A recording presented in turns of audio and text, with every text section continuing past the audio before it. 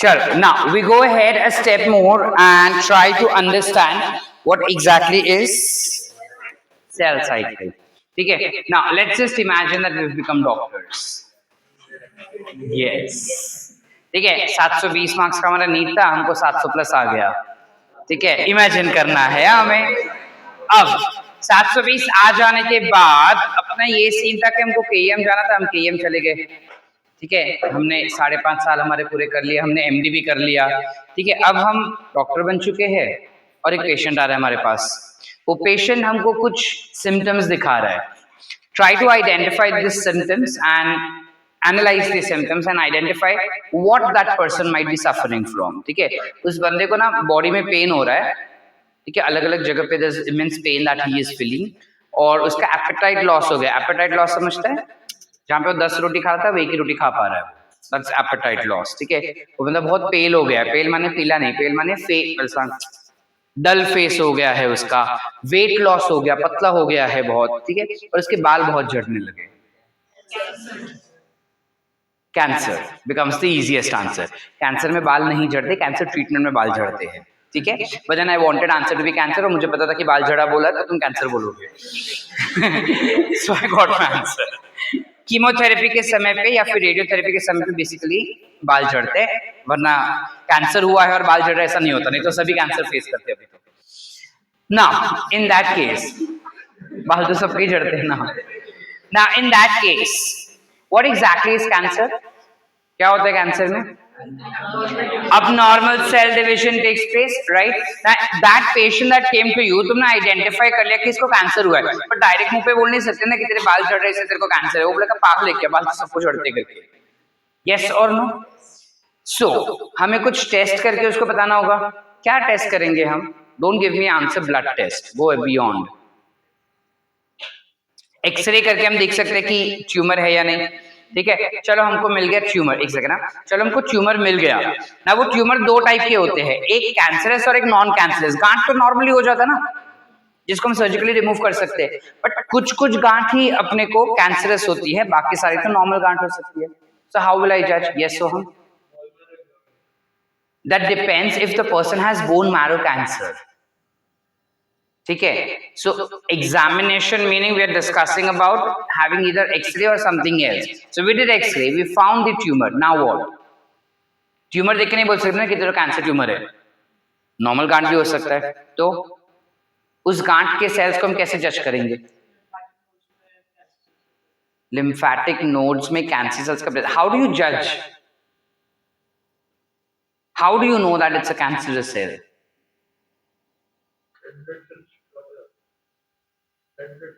Red blood cells drop down even if a person is suffering from anemia. White blood cells goes down in other way around also if you have any allergic reactions. Either it may go down or it may rise up depending on what reaction is there. अभी answer तुम already दे चुके हो, वापस से सोचो.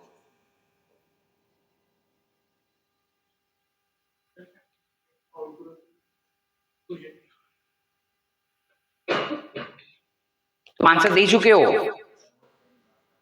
वो sales बार बार divide करेगा, right? सो मैं ये चेक करूंगा कि वो सेल कैसे डिवाइड हो रहा है, क्योंकि नॉर्मल सेल्स जब डिवाइड होते हैं तो वो एक स्पेसिफिक टाइम में होंगे. ये हमने क्या बोला? अनकंट्रोल्ड सेल ग्रोथ हो रहा है, यानी कि वो सेल कंटिन्यूसली डिवाइड हो रहा है. यस और नो? जब वो सेल कंटिन्यूसली डिवाइड हो रहा है तो उसका डिविजन का पैटर्न और नॉर्मल सेल के डिविजन का पैटर्न अलग होगा ना भाई. यस और नो? तो पहले मुझे ये तो पता होना चाहिए कि नॉर्मल सेल कैसे डिवाइड हो रहा है, तो ही मैं उस कैंसर पेशेंट को बोल पाऊंगा ना कि भाई तेरे को कैंसर है. समझ पा रहे?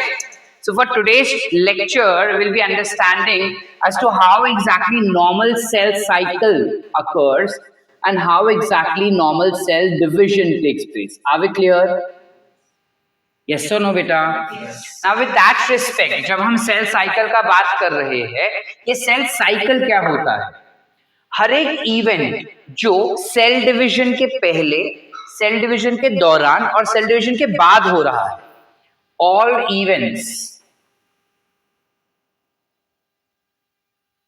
all events that occur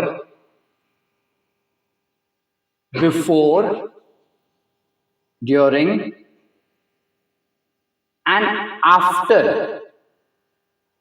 cell division will be called as cell cycle. Are we clear? Yes or no? Yes.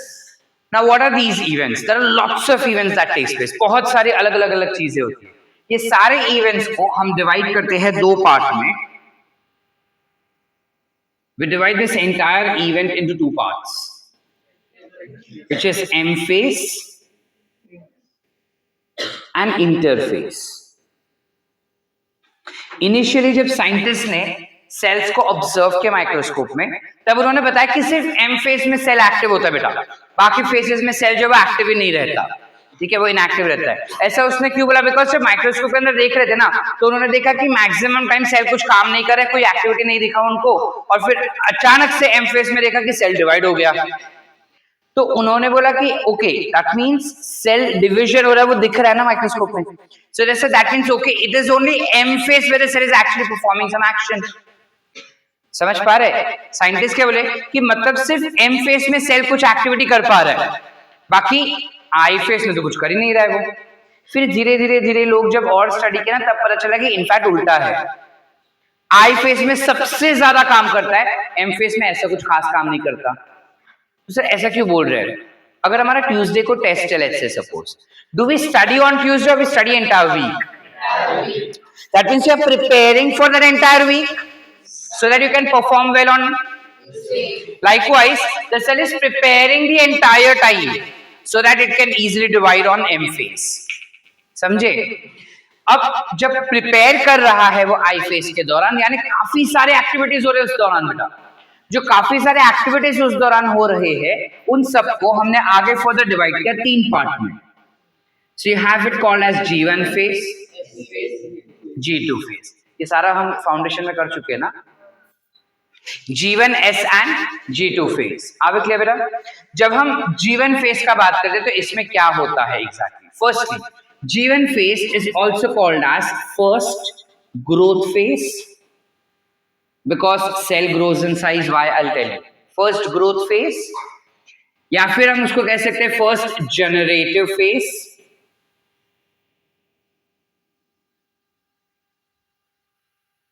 या फिर you call it as post mitotic gap phase.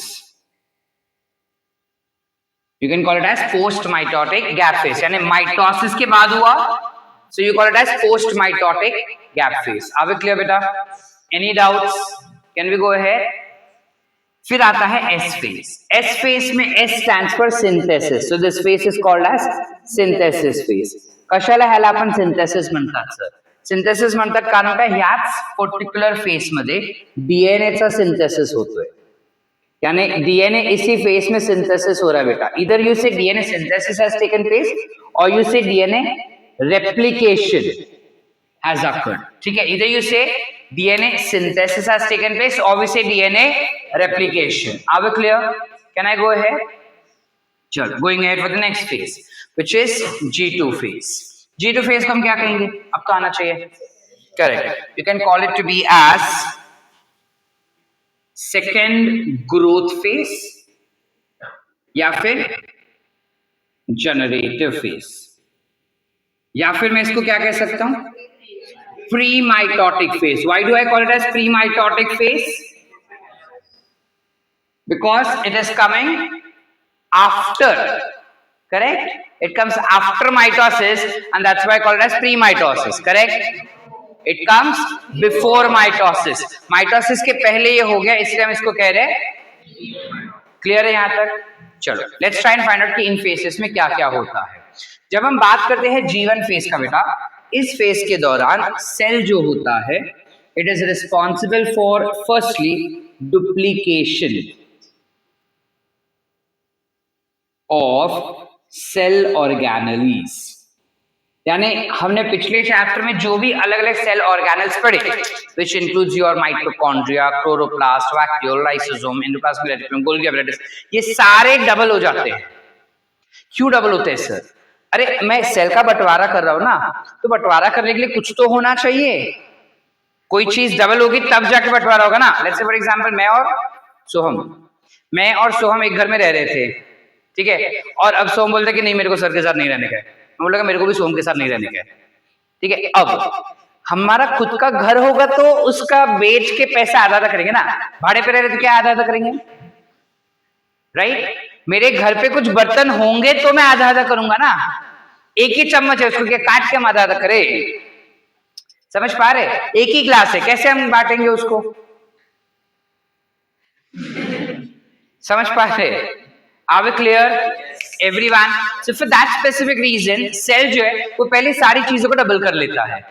अब सेल जब सारे ऑर्गेनिल्स डबल करेगा तो लॉजिकल बनता है ना कि सेल का साइज बड़ा होगा, तो इस वजह से इस फेस में क्या हो गया, एक और भी अपने पास सेल ग्रोथ, सेल का साइज ग्रो हो गया, ठीक है। इसके अलावा सेल के अंदर ये सारी चीजें हो रही है यानी मेटाबॉलिक रिएक्शंस हो रहे हैं, yes or no, so there are, it is classified to be as metabolically active. How many of you don't know what is metabolism? Okay, cell के अंदर जितने भी रिएक्शंस हो रहे हैं, whether it is ग्लूकोज बनना या ग्लूकोज टूटना, फैट्स बनना या फैट्स टूटना, या फिर डीएनए टूटना, या फिर एनर्जी प्रोडक्शन करना, whatever it is, all those reactions together is called as metabolism. तो हमारा एनसीईआरटी क्या बोल रहा है कि जीवन फेस में सेल के अंदर ये सारे रिएक्शंस हो रहे हैं, which is नया सेल नया ऑर्गेनल्स डुप्लीकेट करना, प्लस एस फेस में जब जा रहा है सेल तो डीएनए सिंथेसाइज कर रहा है, तो डीएनए सिंथेसिस के लिए जो जो रिक्वायरमेंट्स चाहिए वो सारे रिक्वायरमेंट्स बनाने, ये सब जो वो कर रहा है यानी मेटाबॉलिकली तो सेल एक्टिव हुआ ना, सेल मेटाबॉलिक एक्टिविटी तो कर रहा है, जिस वजह से सेल का साइज भी ग्रो हो रहा है, ठीक है। अब जीवन फेस में ये सब होने के बाद सेल जाता है एस फेस में जहां पे डीएनए का रेप्लिकेशन हुआ, समझ पा रहे, यस और नो, अथर्व समझ रहा है, हाथ नीचे रख, पीयूष हाथ नीचे रख अपना, विपल हाथ नीचे, तुम ऐसा रखते ना समझ में नहीं आता क्या कर रहे हैं, सो कॉन्फिडेंटली बैठो, क्लियर है, जाओ पुढे। डीएनए सिंथेसिस हुआ यहाँ पे, यानी कि कहना इसे कि अगर मेरे पास पहले 2C कंटेंट था डीएनए का, अब वो डबल हो जाएगा तो कितना होगा, स्मार्ट हो गए हम, यानी कि अगर ये मेरा एक क्रोमोसोम था, this is one chromosome which had one DNA, yes or no, everyone, ये एक डीएनए था, इस क्रोमोसोम को एक और नाम मैंने बताया था, क्या बोलते हैं, क्रोमैटिड्स, सिस्टर तो बाजू में आएगी वो होगी दे, इसको क्या बोलेंगे, chromatids, yes or no, so I have one chromatid and one DNA, yes or no, this is one chromatid, one DNA, so can I say number of chromatids is equal to number of DNA, can I say that, yes or no, yes. चलो अब क्या हो गया, DNA double हो गया, S phase में गया ये क्रोमोसोम, डीएनए डबल हो गया, अब डीएनए जो डबल हो गया तो इसके अंदर तो फिट हो नहीं पाएगा, याद है मैंने बताया था बहुत बड़ा डीएनए बहुत पैक करके, तो इसके अंदर तो पैकेजिंग हो नहीं सकता एक्स्ट्रा डीएनए का, तो अब क्या हो जाएगा, एक और आ जाएगा chromosome, all those are sitting in foundation, में expecting to answer this question now, correct, तो अब एक्स्ट्रा डीएनए बाजू में गया, करेक्ट, यस और नो, अब कितना डीएनए हो गया, क्रोमैटिड कितने हुए, क्रोमोसोम कितने हुए, क्यों, एक ही है ना भाई, सेंट्रोमियर एक ही है ना, तो क्रोमोसोम एक ही, जितना सेंट्रोमियर उतना chromosome, so I can also mention that number of centromere is equal to number of, आसान हो गया बेटा कंटेंट अपने को समझने के लिए, everyone can I go ahead, so इस पर्टिकुलर सिचुएशन में हम कह सकते हैं कि number of DNA has increased, however number of chromosome will remain same, यानी कि अगर कोई 2n था अभी भी वो 2n ही है, समझ पाए बेटा, चले आगे। इसके अलावा you will have centriole duplication that takes place in this phase, centrioles जो है एस फेस में डुप्लीकेट होता है, but that is only for animal cell, because plants के पास सेंट्रियोल्स नहीं होते, ये हम कर चुके हैं। ठीक है, एनिमल्स के पास ही सेंट्रियोल्स होता है, प्लांट्स के पास ये नहीं होता। Are we clear after year? चले आगे, नेक्स्ट हम जाते हैं towards G2 phase. G2 phase में क्या होगा? M फेज में जो जो चीजें चाहिए वो यहाँ और यहाँ ऑलरेडी बन चुका है, अब खाली उसको केमिकल्स ही चाहिए। तो क्या केमिकल्स बनाएगा वो? अलग अलग टाइप के प्रोटीन्स और अलग अलग टाइप के एंजाइम्स। ठीक है, protein and enzyme synthesis will take place over here. Are we clear? Everyone? Any doubts? When we talk about M phase, the next phase, this can further be divided into two parts. It can be divided as karyokinesis. Last bench पे नहीं दिखेगा, थोड़ा सह लो आज। और दूसरे part को कहेंगे साइटोकाइनेसिस। करेक्ट? राशि, कॅरियॉन म्हणजे काय बेटा? हे आपण केलंय। कॅरियॉन म्हणजे काय?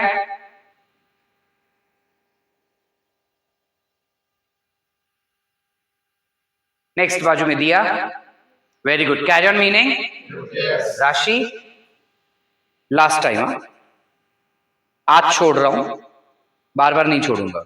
सिट।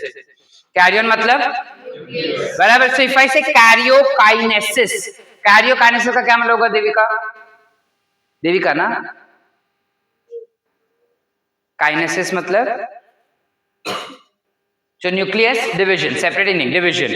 काइनेसिस मतलब डिवीजन। सो कैरियोकाइनेसिस मतलब क्या हो जाएगा बेटा? साइटोकाइनेसिस। पीयूष, साइटो मतलब क्या बेटा? Very good. काइनेसिस मतलब, सो क्या होगा cytokinesis? Division of cytoplasm. Are we clear? Easy हो गया बेटा। चले आगे। अब इसके डिटेल्स हम आज नहीं पढ़ेंगे, ठीक है, इसके डिविजन हम नेक्स्ट लेक्चर में देखेंगे। Let's go ahead first. Okay, cells को कैसे पता चला कि मेरा जीवन फेज कंप्लीट हो गया? देख, हमारे पास अक्ल है ना, हमको पता है कि मैंने ये काम कर लिया, अब मुझे फिजिक्स पढ़ना चाहिए। मेरा बायो हो गया है, अब मुझे केमिस्ट्री करना चाहिए, या केमिस्ट्री हो गया पढ़ के अब मुझे फिजिक्स करना चाहिए। यस और नो? इसके पास थोड़ी अक्ल है। How do cells decide that my G1 phase is completed? Meaning all the activities that were designed to be carried out in G1 phase is done. I have to go to the next phase. How does cell know that? So for that reason, तुमको कैसे पता चलता है कि हाँ मेरा ये chapter पढ़ के हो गया है, अब मुझे आगे पढ़ना चाहिए? जब उस चैप्टर का टेस्ट होता है ना, या हम अपने आप को घर पे बैठे बैठे चेक करते हैं। कैसे? MCQ सॉल्व करके। So you always keep a check whether I know this or not. Okay, I know this now. बिना चेक के तुम बोल देते कि हाँ मेरे को आता है, अगर बोलते तो गधे तुम। ठीक है, हम क्या ऐसे 9th स्टैंडर्ड हो जाने के बाद मैम बोल देते कि हाँ मेरे को 9th आता है, मेरे को 12th में 10th में भेज दो। अभी टेस्ट देना पड़ा था ना, एग्जाम दिए पड़े थे, वो चेक हुआ, फिर जाके हमने बोला कि okay now you can go ahead and go to the 10th standard. Likewise cell जब जीवन फेज कंप्लीट करता है तब उसके बाद एक छोटा सा फेज आता है बीच में बेटा, G1 और S के बीच में, which is called as checkpoint. क्या बोलते हैं इसको? ये चेक पॉइंट क्या होता है सर? चेक पॉइंट में सेल के अंदर एक पर्टिकुलर केमिकल होता है, प्रोटीन होता है, जैसे हम करें साइक्लिन, जो इनएक्टिव होता है बेटा। ठीक है, ये सिर्फ तब एक्टिवेट होगा जब जीवन फेज का सारा काम उसका खत्म हो जाएगा। तो सर कैसे एक्टिवेट होता है वो? एक केमिकल है, दूसरा एंजाइम है CDK। CDK stands for cyclin dependent kinase. ठीक है, यह है साइक्लिन डिपेंडेंट काइनेज। तो क्या बता रहा है? एक बार ही सारा काम खत्म हो गया जीवन फेज का, उसके बाद ये CDK एक्टिवेट हो जाता है। जैसे ही CDK एक्टिवेट होता है वो साइक्लिन को एक्टिवेट करेगा। साइक्लिन एक्टिवेट होते ही सेल्स को पता चलता है कि अच्छा मेरा जीवन का काम खत्म हो गया, अब मुझे DNA का सिंथेसिस शुरू करना है। So it is now moving to the S phase. Once more are understood everyone? नक्की वंस मोर। जैसा बोल देने का बिंदास, फीस बाकी है भरने का, भरा है ना तो पैसा वसूल नहीं करेगा। क्या हुआ बेटा? जब उसने जीवन में काम किया है तो सेल को कब DNA का रेप्लिकेशन स्टार्ट करना है वो पता नहीं होगा ना, उसको कोई बोलेगा तब करेगा ना वो। सो उसको कौन बोलता है? उसको साइक्लिन बोलता है। साइक्लिन को कैसे पता चला सारा सब कुछ हो गया? बिकॉज जब काम कर रहा है ना तब एक एंजाइम एक्टिवेट हो जाता है, वो एंजाइम साइक्लिन को एक्टिवेट करता है और साइक्लिन बताता है कि भाई तुम्हारा काम हो गया, डीएनए सिंथेसिस शुरू करो। तो ये हो गया चेक पॉइंट, समझे? एक और चेक पॉइंट होता है जो यहां पर होगा, which is between G2 and M phase, और ये किसके बीच में? G1 और आगे क्लियर? तो अवॉइड कंफ्यूजन ना हो इसलिए साइक्लिन G1S लिख देते हैं, यहां पे हम लिख लेंगे साइक्लिन G2M। यानी जब S और G2 फेज का सारा काम हो जाएगा तब जाके साइक्लिन G2M एक्टिवेट हो जाएगा और वो एक्टिवेट होते ही M फेज में चला जाएगा। उसको कौन एक्टिवेट करेगा? CDK। इसका फुल फॉर्म नहीं भी याद रहा तो चलेगा, ठीक है? ये नहीं भी याद रहा तो चलेगा बिकॉज एनसीईआरटी में नहीं दिया है अपने को। हालांकि एनसीईआरटी में चेक पॉइंट का कॉन्सेप्ट भी नहीं दिया है, लेकिन कुछ सालों पहले इसके ऊपर क्वेश्चन आया था अपने को। इट्स बेटर कि हम समझ ले। तुम्हारे साल वापस आया तो तुम बोलोगे सर ने पढ़ाया नहीं, सर ने पढ़ा दिया, ठीक है? समझे कि नहीं समझे? कोई डाउट्स है? All clear? पक्का? लिखे इतना पहले, चलो क्विकली।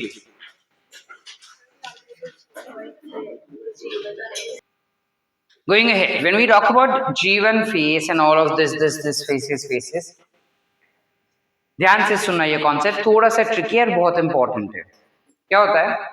हमारे बॉडी में दो टाइप के सेल्स होते हैं।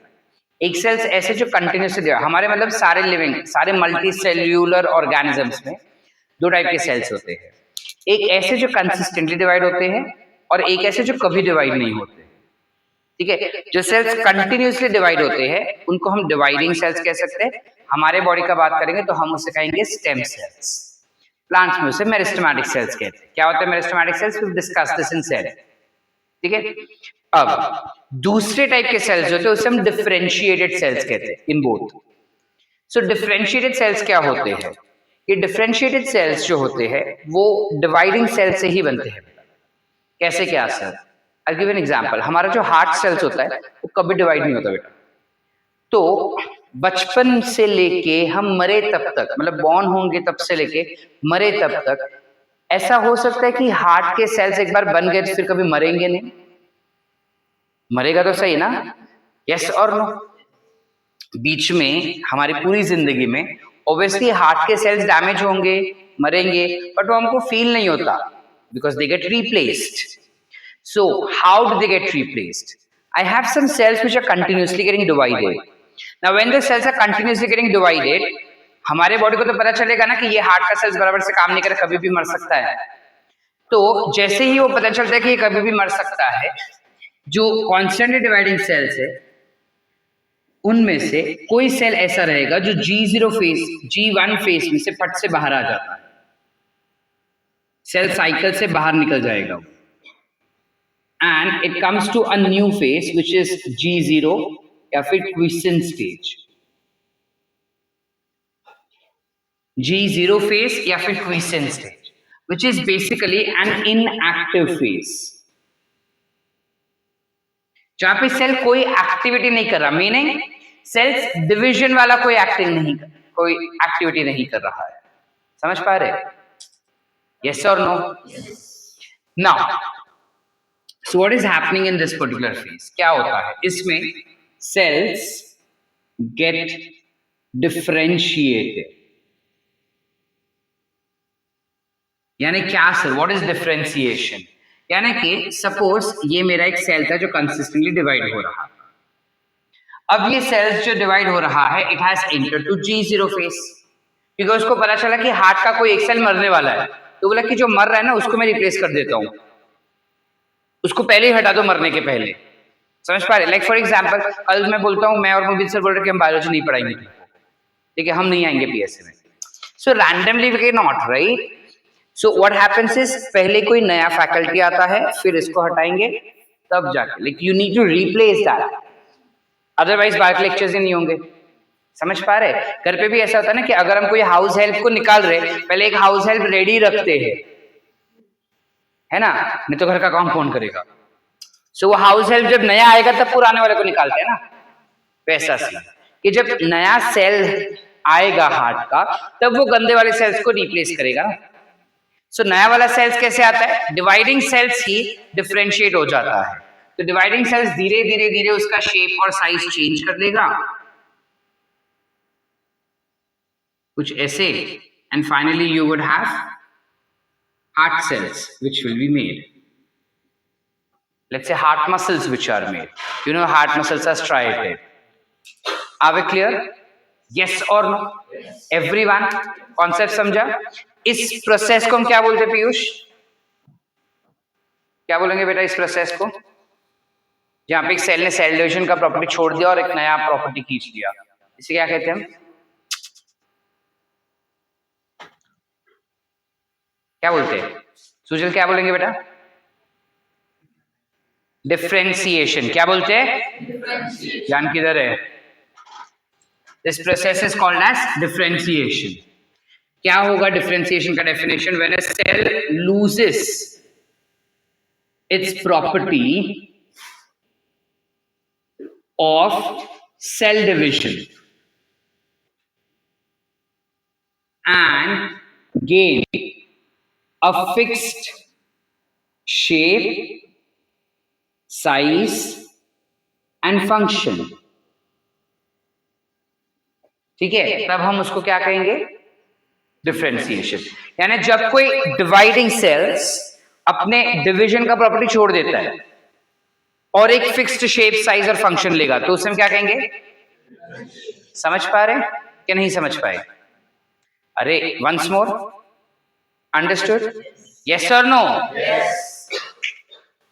सो दैट्स समथिंग इंपॉर्टेंट। अगर समझो ये होता ही नहीं, समझो वो सेल G0 फेज में कभी गया ही नहीं, तो क्या होगा? हार्ट के साथ छोड़ो ना, उस सेल का क्या होगा? डिवाइड होगा। चलो डिवाइड हो गया, फिर G1 में आया, अब क्या होगा? फिर यानी वो सेल क्या हो गया अभी? Cancer cell. So cancer cell में क्या हो जाएगा? ये G0 फेज जो है absent. Did we understand? Everyone? Meaning all of us have cancer cells right now in our body. But what is happening? हमारा G0 phase active है, G0 phase present है, जिस वजह से we do not suffer from cancer. So then what are the reasons why G0 phase is becoming absent or G0 phase is not becoming functional? Multiple reasons है, 12वीं में पढ़ेंगे कि वो क्यों होता है। अभी के लिए हमारे पास बहुत सारा नॉलेज अधूरा है, अधूरा नॉलेज में मजा नहीं आएगा पढ़ने का, ठीक है? तब अपने को पूरा ऐसा डिटेल में कैंसर क्या है, कैसे होता है, सब आएगा। क्लियर है? Basic reason could be chemical mutation, which is very common reason why it happens. Inactive किस वजह से मैं बोला? क्योंकि सेल्स डिवाइड नहीं हो रहे। So cell cycle wise it is inactive, but metabolically cell is active. Remember that, huh? Cell is inactive.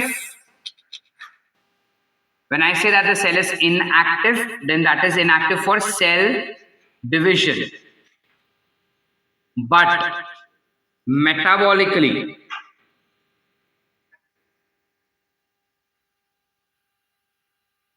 it is active. Cell division नहीं हो रहा, लेकिन metabolically the cell is active. Are we clear? Yes और no? All sort? ठीक है। ये पूरा cell cycle करने के लिए हमारे सेल्स को कितना टाइम लगता होगा? It takes 24 hours for our cells to get divided, जिसमें से जो G1 फेज होता है सबसे बड़ा होता है, which is somewhere around of 13 hours. ठीक है। S फेज जो रहेगा that will be somewhere around 6 hours. G2 phase is somewhere around 4 hours. 1 घंटा जो बच गया that will be M phase. Are we clear? Which makes it pretty evident that out of the total time period that has been distributed in your entire cell cycle, 95% of the time is taken up by interphase and only 5% will be taken up by metaphase. That is M phase. Metaphase नहीं दे, M phase. Are we clear? Yes or no? चले आगे बेटा। वैसे ही अगर हम yeast cell का बात करें, it takes 90 minutes and bacterial cells will take, which makes it very clear that depending on the complexity of cell, the time that it requires to divide is different. Are we clear? Any doubts? All sort. So with that we end up with the first part of the chapter, which is cell cycle. Two more parts, that is mitosis and meiosis is pending. ठीक है, ठीक है, लिखे इतना, चलो quickly.